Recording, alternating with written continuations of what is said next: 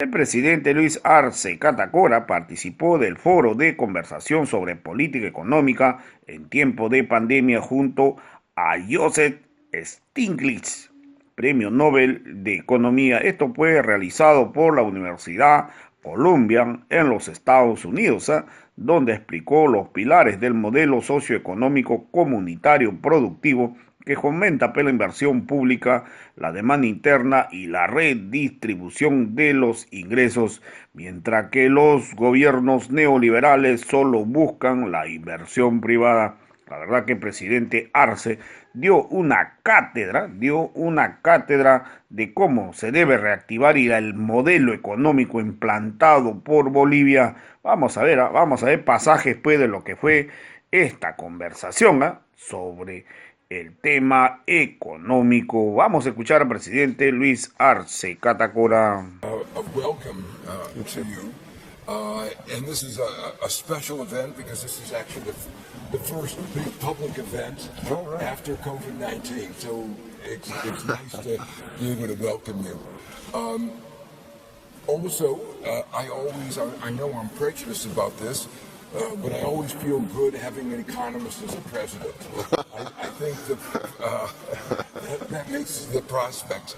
But I thought maybe we would begin by you giving a little statement about why you've been so successful in restoring growth in Bolivia, some of the broad challenges. Just a few minutes before we get into a question and answer. Well, thank you very much, Professor Stiglitz, and all of you here in Columbia University. I'm very happy to be here. Well, first of all, as many of you may know, Bolivia in 2019, we had a coup d'etat where they became a new government, where they changed our model. We were in a model which we call the Comunitarian Productive Social Economic Model, which was made for us, for people in the university in Bolivia, made by Bolivian professionals for the Bolivian economy. It was the first idea we had in mind at the time, and we put in place in 2006, and it was successful. But then, after the coup d'etat, they returned to the neoliberalism model.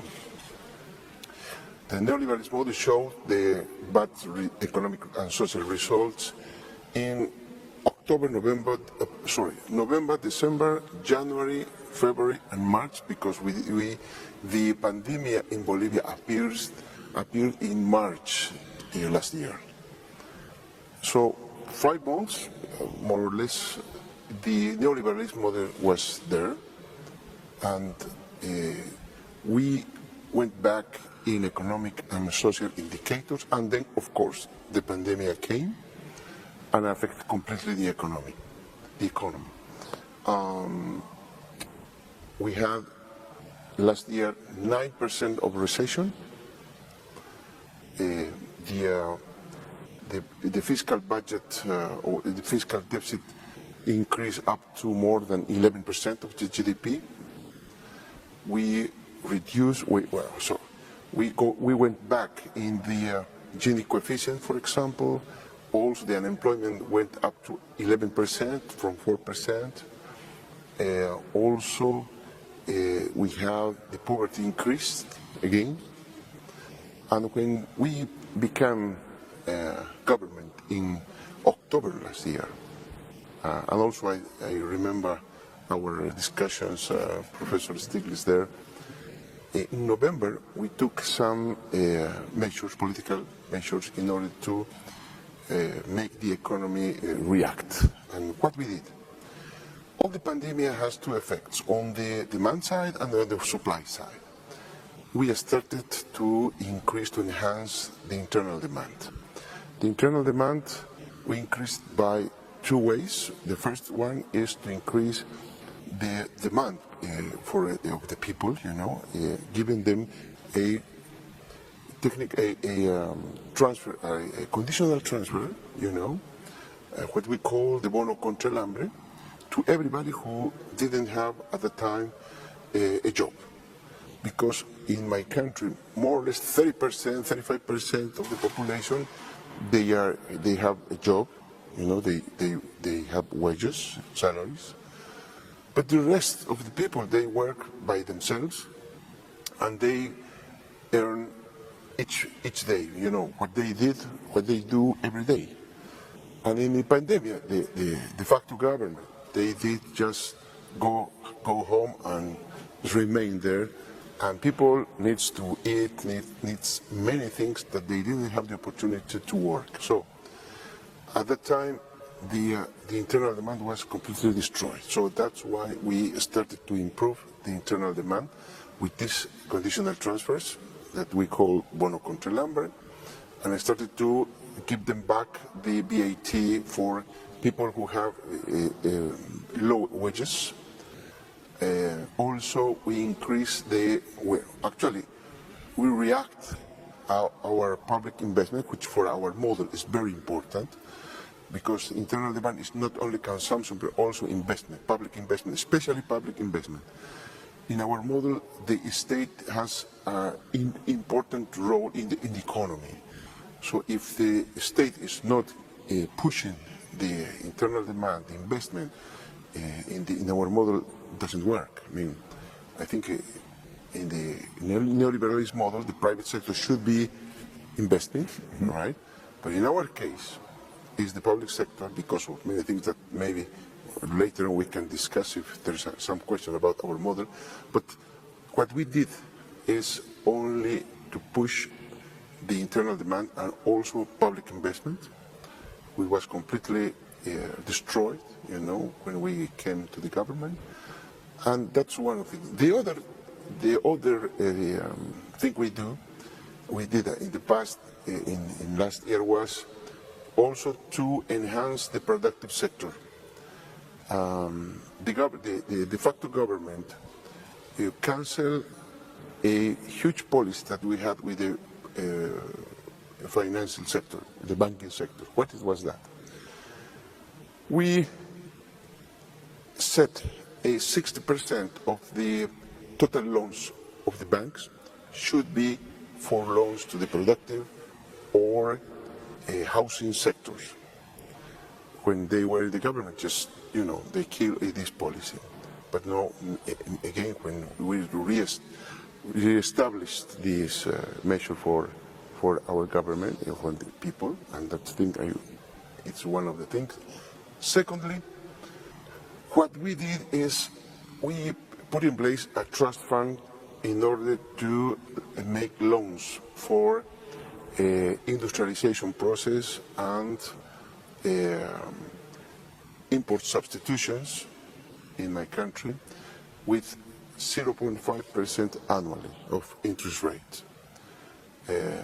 Then also we free from tax investments and good imports, capital good imports, and so on, in order to improve all the machinery that we need in order to get the industrialization process with import substitution.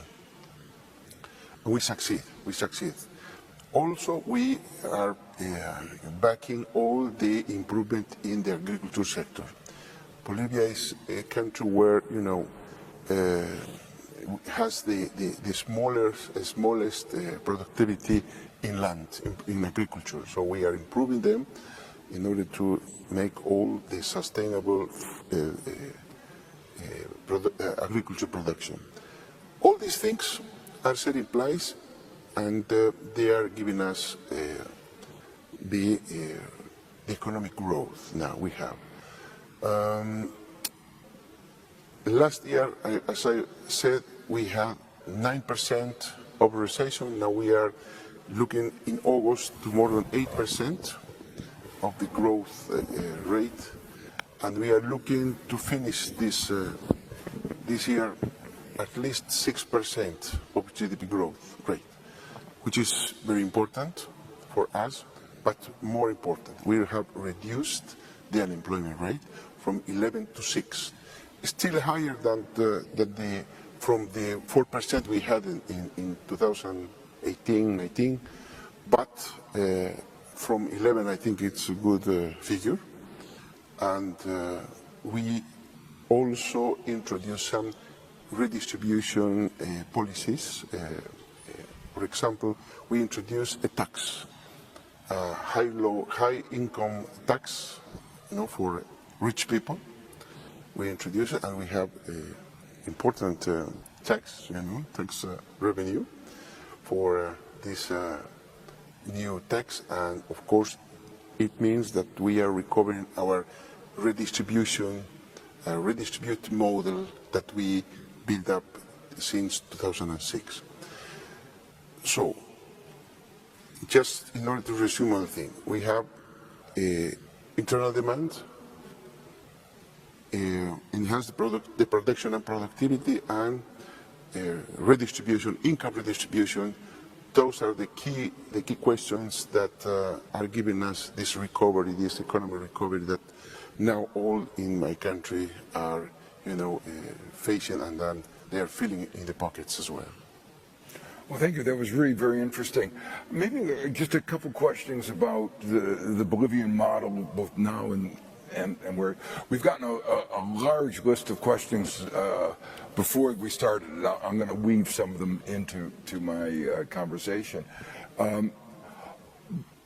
One question is, one of the things that was very striking about Bolivia is how much you reduced inequality since President Morales became the president. You want to say a word about how you did that? Sure. That was the same recipe, income redistribution through our bonds, our transfer, conditional transfers. We had 5 conditional transfers. Also, we have some subsidies. For example, electricity. In the cities, we pay more for the electricity than in the rural area. It's a kind of, cross subsidy.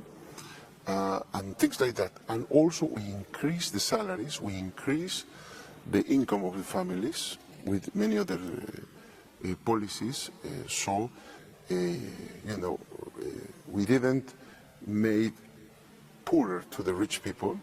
We did, much richer the poor people.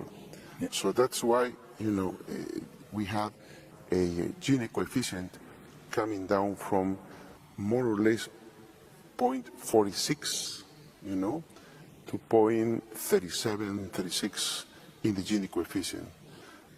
We, together with Brazil, Bolivia was one of the more income concentrated country in South America, but now at that time, now I can't say you anything, but at that time, from that place we were the 5th better income distribution country in the region.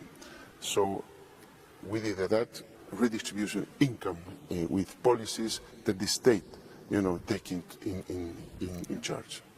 So you mentioned import substitution policies. In the 1980s, import substitution policies got a very bad name in Latin America.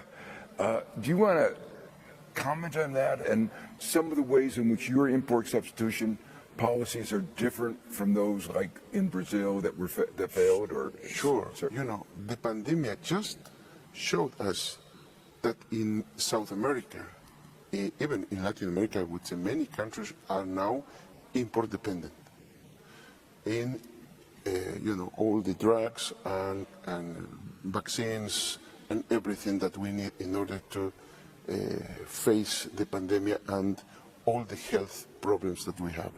In our countries we are importing, and that's not good. And more than that, why import substitution? Because if you look at what the indigenous peoples have done against the pandemic, they used the traditional medicine, the medicine that they learned from the fathers and so on, and that kind of medicine was that they used in order to face COVID-19, all right? And they succeeded. So we in South America and in many countries, we can use the traditional medicine in order to fight it, and that's it. That is, industrialization and import substitution, for example. And we have a lot of another examples that Bolivia had. You know, the neoliberalists, what they didn't do any time was to industrialize the country. What the neoliberalism have done in Bolivia particularly is that they came for our national resources, they exploit them, and they don't leave anything, even industry. So that's why we have to make the process of industrialization and industrialization with import substitution, because at that time, especially in the current international world, where everybody is coming back to become from the free trade or the globalization to a kind of, to defend itself, the country. It's not now looking for a globalization process. Rather, everybody is protecting their economies. So in America Latina and in Bolivia, we have to understand what's going on and prepare for, in any case, something can occur over afterwards. So one of the things that's happening, one of your sources of strength in the past has been natural gas, and that revenue has been going down. Mm-hmm. And some people are very optimistic about your lithium deposits, which I think are the largest, or among the largest in the world. Do you want to say a word about how you're thinking about developing that, and there are many worries that when people talk about developing lithium, about the environment, about bringing in foreign investors, including Chinese investors. Mm-hmm. Do you want to say any? Sure. Well, actually, our model is based on the national resources, but industrializing our national resources, not only exploiting like gas, like lithium, we have iron as well. We can export also electricity and many other things, even food, when we improve the productivity in the agriculture sector, we can export. So the key issue for us is that we have the national resource, but we need to industrialize them, because otherwise we will repeat the past history, and we are not going in that way. So we need technology, we need to have agreements with special partners, let's say, in order to industrialize, but the industrialization has to be in my country. That's the only condition that we put to the international investors. You know, the foreign direct investment can come to Bolivia if we are talking about the national resources according to the constitution, the current constitution. We need to have, as a country, at least 51% of the business. Okay, if they agree, they can come, make the business with us, and go together. Actually, before the coup d'etat in 2019, we were just arriving in an agreement with a German company in order to exploit and industrialize the lithium in Bolivia. And then, whatever came the coup d'etat and so on. But we are again restarting all this process, inviting all the companies. There are a couple of United States companies, trying to get in the Bolivian lithium, also Russia, also China, or European countries. Everybody is there, because we are doing a kind of competition who's going to give us a better technology with direct extractions of lithium, and the timing, the quality of the lithium they can extract with their technology, and the timing for industrializing our lithium. The best of the proposals, we will sign an agreement with them in order to industrialize the lithium, but in Bolivia.